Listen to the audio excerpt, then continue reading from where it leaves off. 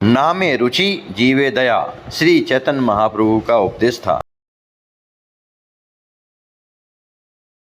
हृदय से प्रेम होता है, वो प्रेम मानव प्राण का ही अपहरण करता है।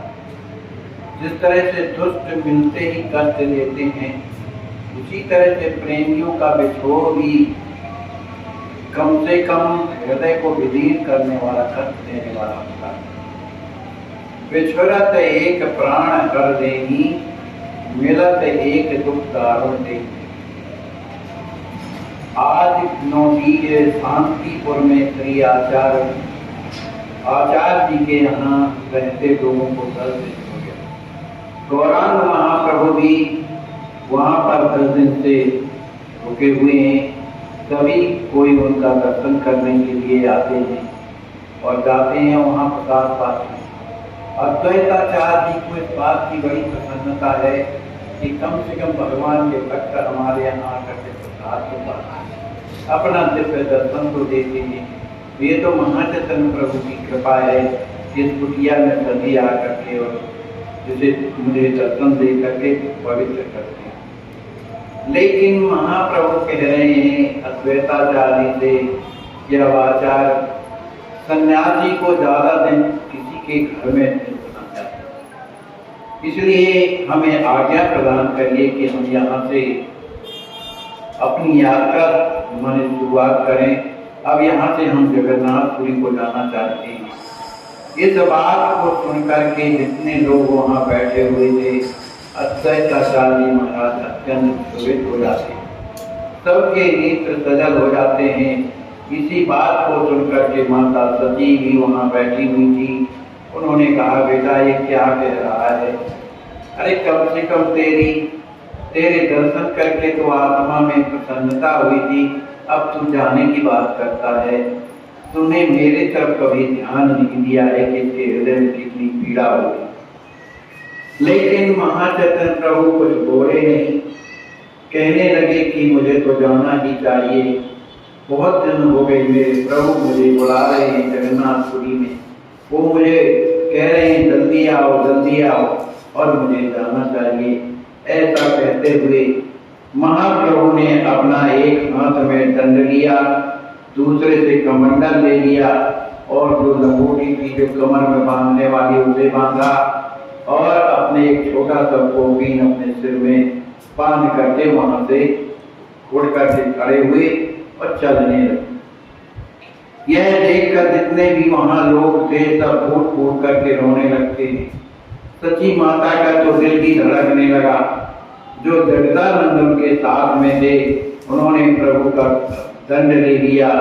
दामोदर पंडित थे, उन्होंने कमंडल ले लिया। अब प्रभु के दोनों हाथ खाली हो गए तो उन दोनों हाथों से अपनी माता सती के चरणों में सिर रख करके उनके चरणों को पकड़ लिया और कहने लगे, माता जी अब मुझे आशीर्वाद दो, मेरी यात्रा सफल हो, ऐसा आशीर्वाद दो।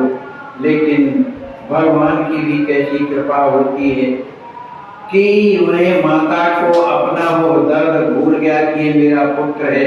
उन्होंने आशीर्वाद दिया, कहा बेटा तुम्हारा पथ मंगलमय हो, वायु तुम्हारे अनुकूल हो, तुम अपने धर्म का पालन विधिवत पूर्वक कर सको।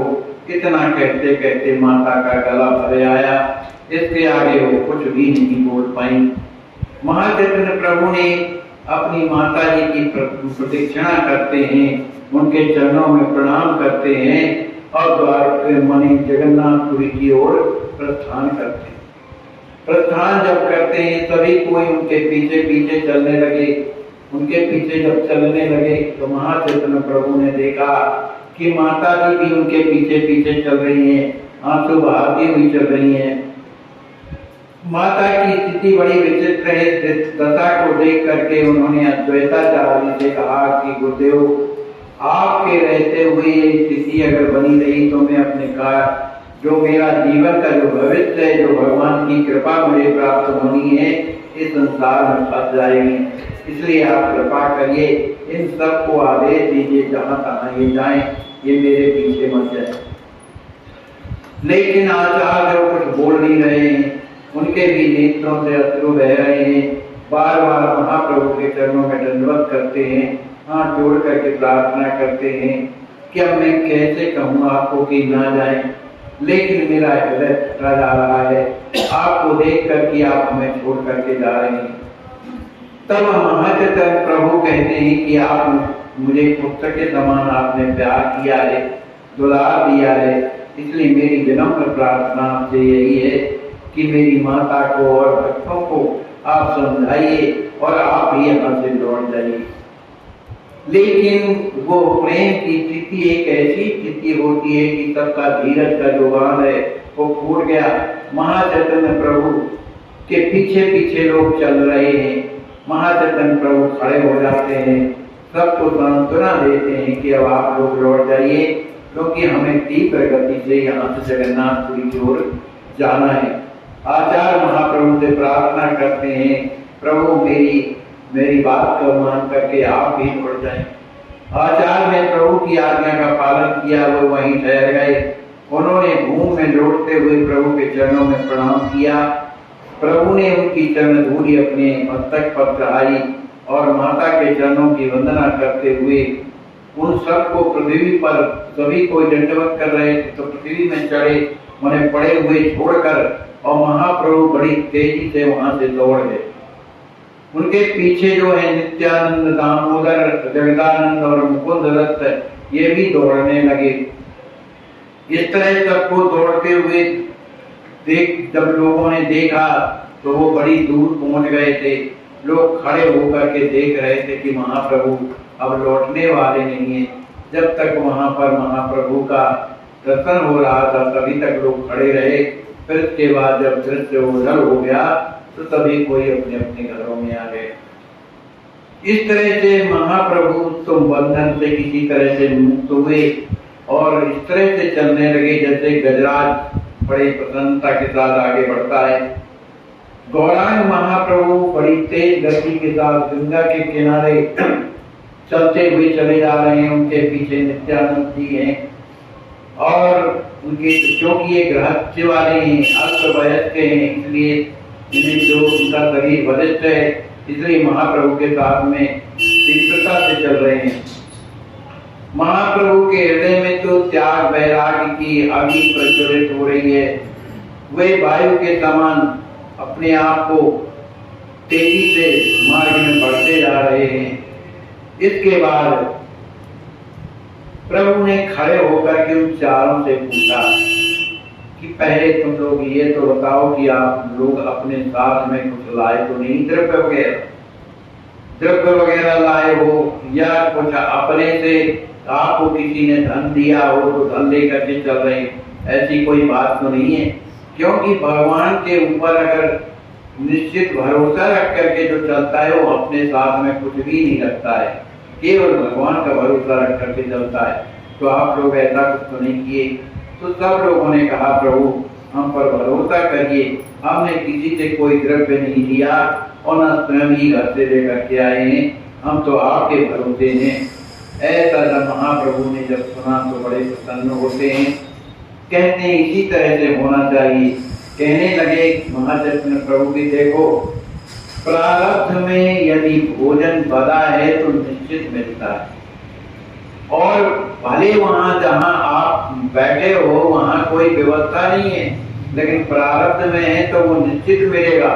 और भले भोगों के सामने भोजन अनेक प्रकार के रखे हैं, वहां बैठ करके भी यदि प्रारब्ध में यदि नहीं है तो आपस में लड़ झगड़ करके वो भोजन लोग नहीं पाते, ऐसा होता है। इसलिए प्रारब्ध के भरोसे चलो।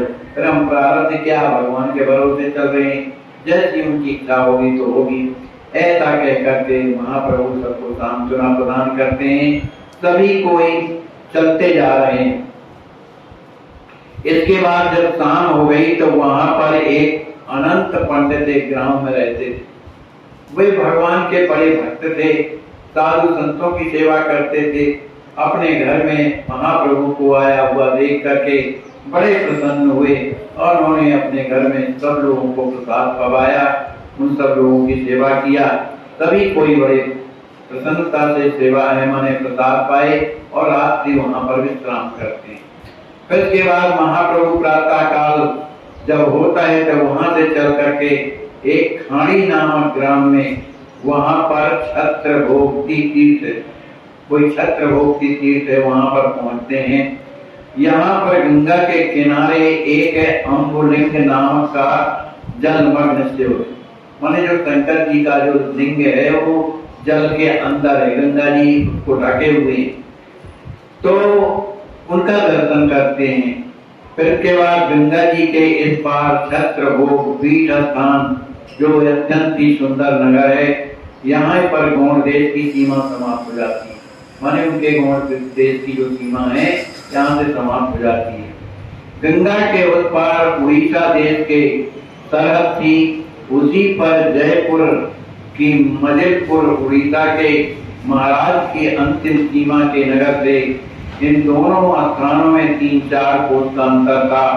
गौड़ देश और उड़ीसा देश की सीमा को भागवती गंगा प्रकट करती, माने बीच में गंगा, उड़ीसा और नदी ये दोनों के बीच में गंगा बह रही थी। लेकिन इन लोगों जो दोनों राजा थे, इन दोनों में आपस में लड़ाई ही चलती रहती थी, युद्ध ही छिड़ा रहता था। गौड़ देश के जो बादशाह थे, उड़ीसा के तत्कालीन महाराज जो प्रतापरुद्र थे, इनके बीच में लड़ाई झगड़ा होता रहता था। इसी कारण जगन्नाथ जी जाने वाले जो यात्री थे उन्हें बड़ा कष्ट होता था, गंगा पार करने में बड़ी परेशानी होती थी। गौड़ देश के जो अधिपति थी उनकी आज्ञा थी कि उधर से कोई इस तरफ न आने पावे। उधर उड़ीसा के शासक जो बंगालियों पर संदेह करते थे, जो भी पार आता था उनकी खाना तलाशी दी जाती थी। कुछ ऐसा वैसा सामान होता तो लूट लेते थे, भांत की असुविधाएं होती थी। युद्ध के समय सब जगह एक राज्य की सीमा दूसरे राज्य की सीमा जाने पर सभी लोगों को बड़े कष्ट का सामना करना पड़ता था, माने किसी तरह से वो गंगा उतरने नहीं देते थे, चाहे कोई भी।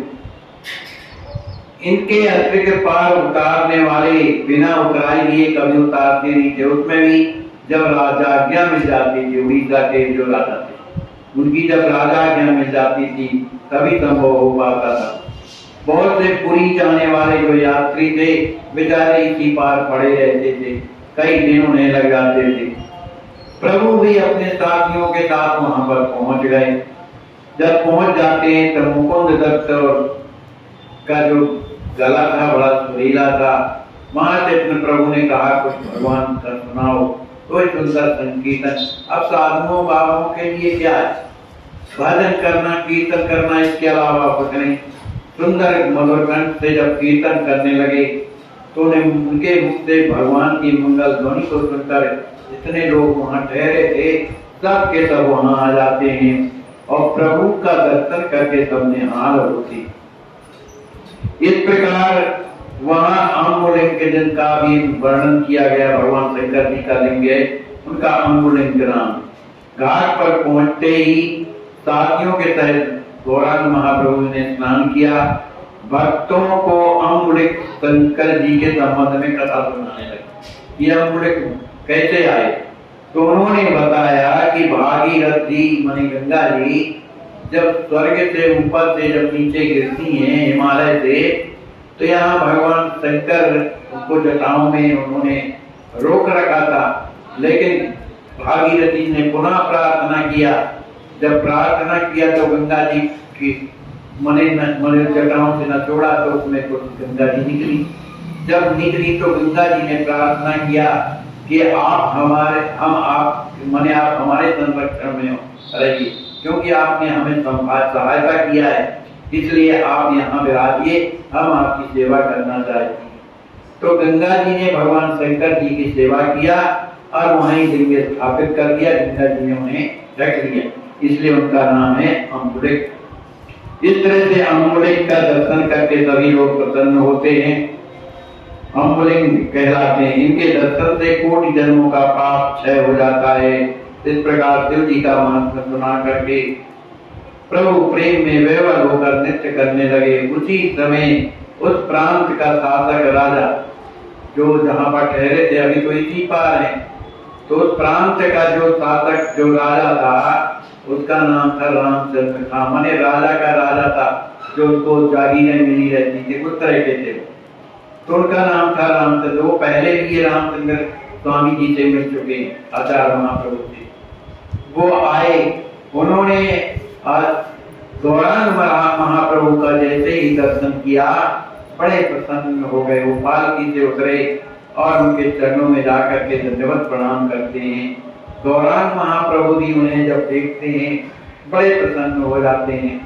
लोग, चूंकि महाप्रभु उस समय शरीर में नहीं थे, ध्यान में थे, तो लोगों ने बताया कि रामचंद्र हैं, ये जो शासक हैं यहाँ के, वो आपका दर्शन कर रहे हैं। तब कहीं उन्हें होश आया, उन्होंने रामचंद्र जी को देखा, बड़े प्रसन्न हुए। उन्होंने पूछा कि प्रभु आप ये यहाँ कहाँ जा रहे हैं? रामचंद्र जी ने पूछा कि यहाँ प्रभु कैसे पधारे? कहा हम उड़ीसा जा रहे हैं, माने जगन्नाथपुरी जा रहे हैं। तो अब यहाँ आप माने इस तरह की परिस्थिति है कि कोई जा नहीं सकता, इसलिए हमें उस पार जाना है, तो हमें उस पार आप करिए। महाचैतन्य प्रभु की बात को सुनकर के रामचंद्र कहने लगे कि यहाँ तो बड़ी अव्यवस्था फैली हुई है, क्योंकि यहाँ का जो राजा है, जो उड़ीसा क्षेत्र का जो राजा, वो तो अभी नवदीप के राजा हैं, जो रामचंद्र। ये जो उड़ीसा देश के जो राजा हैं, ये अत्यधिक कष्ट देने वाला राजा है। लेकिन आप निश्चित रहिए, मैं अपने प्राणों की भी बाजी लगा करके आपको पार भेजूंगा, तो जब तक आप यहाँ ही रहिए। प्रभु ने कहा रामचंद्र, हमें अपने प्राण वल्लभ से मिलने के लिए हमारे प्राण बुला रहे हैं। पुरी में जाकर के हम अपने हृदय रमण का दर्शन करके जीवन को सफल बनाएंगे, तो आप उस तरह का शीघ्र व्यवस्था करो। तब रामचंद्र ने हाथ जोड़ करके कहा, प्रभु इस युद्ध कालीन में गौणदेशी लोगों को उस पार उतारना बड़ा कठिन कार्य है, लेकिन आप यहाँ रात में ठहर जाइए, किसी तरह से मैं व्यवस्था करता हूँ। तो रामचंद्र खां की बात को स्वीकार करके प्रभु, वहाँ एक छत्रभोग नाम का एक नगर था, छत्रभोग नाम का एक नगर था। वहाँ आकर प्रभु एक भाग्यवान ब्राह्मण के यहाँ निवास किया। रात्रि भर प्रभु अपने साथियों के साथ संकीर्तन करते रहे। संकीर्तन करते सभी कोई रात्रि जागरण कर रहे हैं, कीर्तन में सभी आनंदित हो रहे हैं। प्रभु ताली बजा बजा कर कीर्तन करते हैं। रामचंद्र ने भी उस संकीर्तन का आनंद प्राप्त किया और अपने जीवन को धन्य किया। इस तरह रात्रि भर संकीर्तन करते हुए प्रमोद से, बड़े आनंद के साथ महाप्रभु अपने भक्तों के साथ में रुके हैं। देखो, जीवन में जब विश्वास भगवान के प्रति प्रकट हो जाता है ना, तो भगवान ही उसे अच्छे लगते हैं। वो किसी पर भरोसा नहीं करता, केवल भगवान। अब देखो, महाप्रभु को जाना है, भगवान ने कैसी व्यवस्था करी कि रामचंद्र आ गए, नहीं तो कोई सुनने वाला नहीं, तो भगवान स्वयं व्यवस्था करते हैं। एक कथा मैंने श्री राजेंद्र दास जी महाराज से सुनी कि कोई एक मैया थी,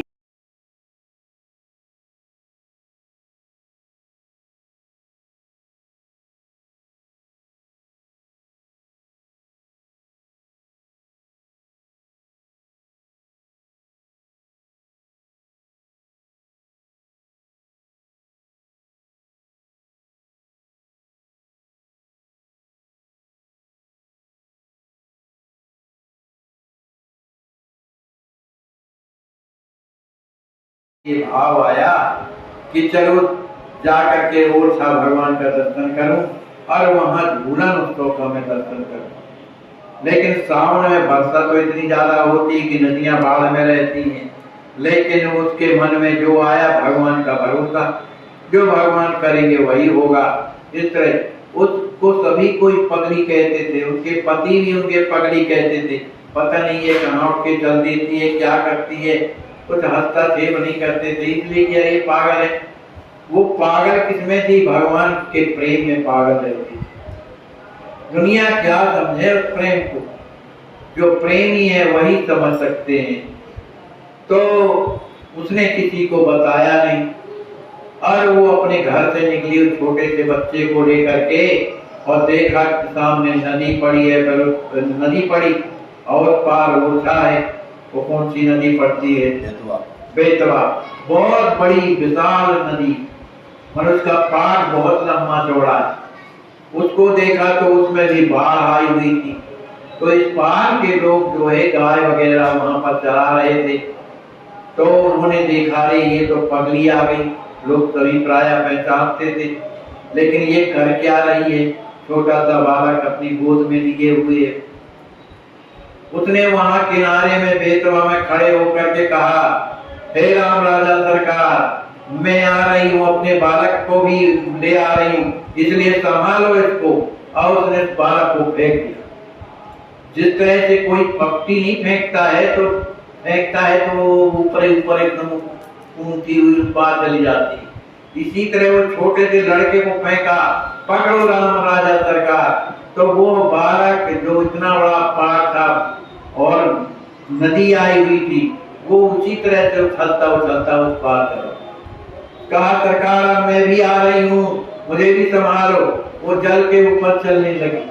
ये कलयुग की घटना है, राजेंद्र जी महाराज ने बताया। वो जल के ऊपर चलने लगी। जल में चलते चलते उसने पार किया, और इस तरह से चल रही थी जैसे दौड़ लगा रही, और एक क्षण में वो पार हो गई। उसने अपने बच्चे को उठाया, बच्चे को उठा करके हृदय से लगाया और गई राम राजा सरकार के दर्शन करने के लिए। अब जिनका हृदय भगवान के प्रेम में भरा है, उनके लिए मूर्ति थोड़ी होती है, वो तो प्रत्यक्ष दर्शन होता है उनका। तो उनका दर्शन करके निहाल हो गई, पागल हो गई, और क्या नाम से भगवान का दर्शन करती रही। रात्रि भर वहां रही। इधर है तो पति से किसी ने बताया कि तुम्हारी पगलियों भरी नदी में पैदल चलती हुई गई है, और लड़के को फेंक दिया तो वो भी उछलता हुआ उस पार चला गया। अब तो वो तो गुस्से में बैठा था कि ये नहीं कहा। अब जब इस तरह की स्थिति उसने सुनी इनकी, अब तो उसका हृदय बदल गया कि भैया ये तो भगवान की कृपा हो सकती है, कैसे क्या होगा। वो रात्र भर वहां हुई, फिर रही आई, और बड़े सवेरे फिर वही थी। लो सरकार, उस पार से उतारो हमको। और लड़के को पुनः फेंका, खुद जल में तैरती हुई मत चलती हुई आ गई। वो आई अपने घर में, उसको कोई फर्क नहीं पड़ता कौन क्या कहता है, कौन क्या नहीं कहता है, उसे कोई मतलब नहीं। प्रेम में निरंतर पागल बनी रहती थी। उस प्रेम पागलपना को कौन जानता है, और कितना सुख मिलता है, और उसका अनुभव तो वही करेगा जिस तरह का प्रेम होता है। तो कहने का बात ये है कि विश्वास सबसे बड़ा होता है। आज महाचैतन्य प्रभु कहाँ जा रहे हैं? जगन्नाथपुरी जा रहे हैं।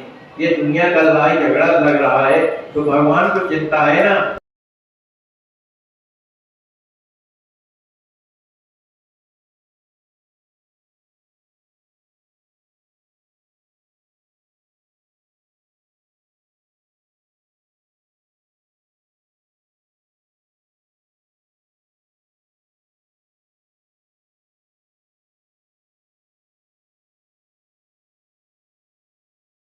स्वामी श्री राम शरणदास जी महाराज की जय हो, जय हो, जय हो।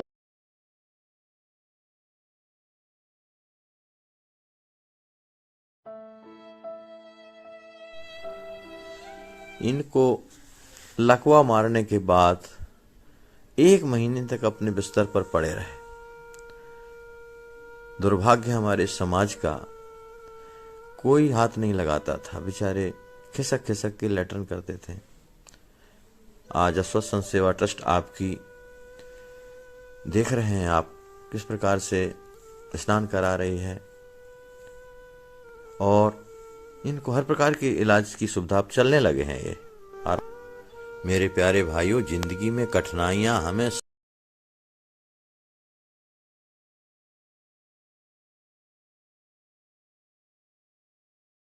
इंसान को कठिनाइयों की आवश्यकता होती है, क्योंकि सफलता का आनंद उठाने के लिए जरूरी है। जय श्री राम। बहनिया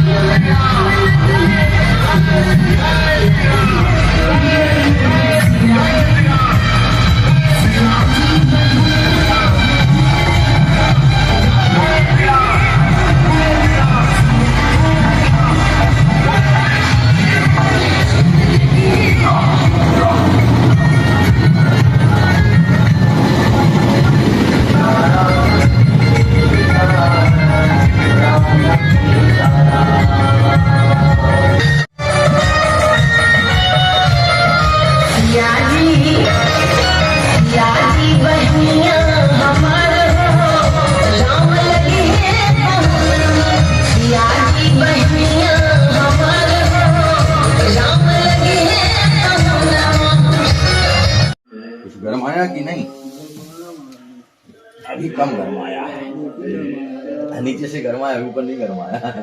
ऊपर से हाँ देखो ऊपर ठंडा है, ऊपर हम हाथ से गरमा देते हैं। आज आप फंस गए, आज आप फंस गए। अब आप रोज जो है ना इतना कर लिया करिए, कड़वा तेल लगा लिए तो ये जो है इनके भी फूल जाते थे पैर, लगाते हैं कभी नहीं लगाते हैं देवता, तो ठंडी बहुत ज्यादा है ना। हैं? हाँ लगा के चलते थे, याद है। रखिए ये कुछ हाथ गर्मा गए। हाँ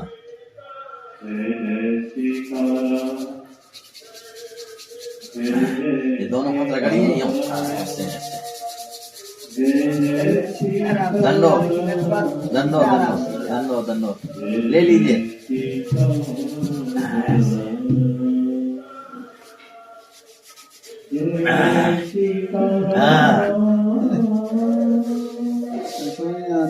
हाँ हाँ आवाज तो पकड़ गए। नहीं रखिए आगे बहुत ज्यादा नहीं।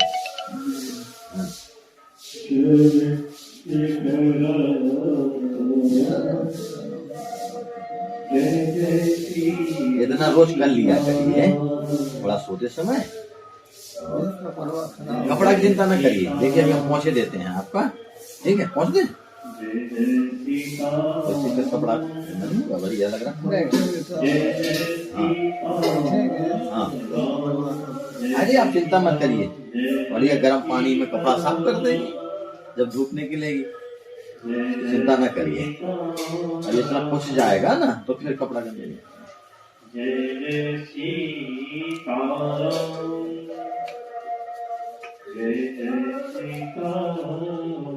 पहुँच लीजिए, सीखने दीजिए जब तक आप पहुँच रहे थे तो बस क्या दिक्कत।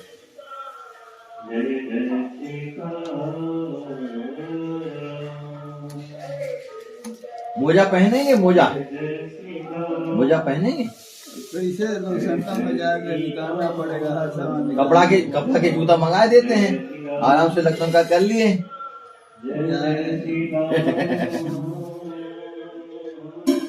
नहीं बचिए ठंडी में, और ठंडी में बचिए तब ना अभी भर गर्मी तक भजन होगा।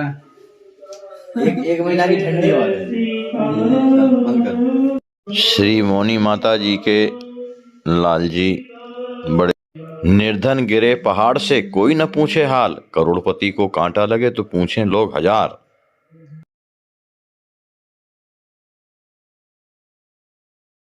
आपकी अस्वस्थ सेवा ट्रस्ट के द्वारा इन्हें लखनऊ मेडिकल कॉलेज भेजा गया है ऑपरेशन के लिए। बहुत कष्ट है, बिना ऑक्सीजन के इनके प्राण नहीं रह सकते हैं। आप सोचिए, आप विचार कीजिए कि ऐसे असहाय संत बेचारे जिनकी कोई सेवा नहीं करता, तो कम से कम आपके अस्वस्थ संत सेवा में आ गए हैं इस ट्रस्ट में, तो आप रात दिन उनकी सेवा कर रहे हैं।